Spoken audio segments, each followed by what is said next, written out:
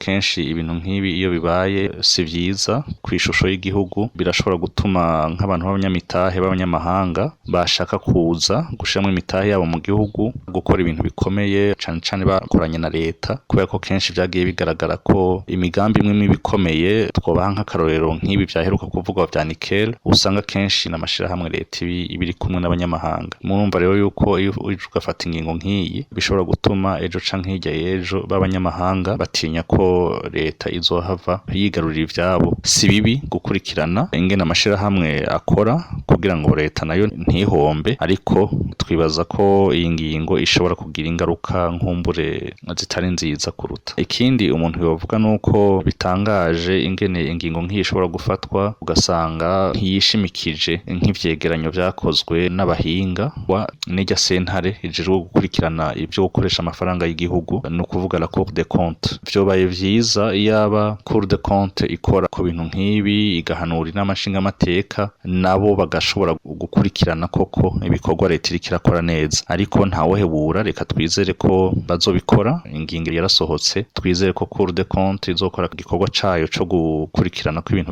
bikurikije amategeko, ikazoheza ikahanura inama nshingamateka nabo bagaheza bakabwira leta nkumbure uko ibintu vyari bikwiye gukorwa kandi bigakorwa neza.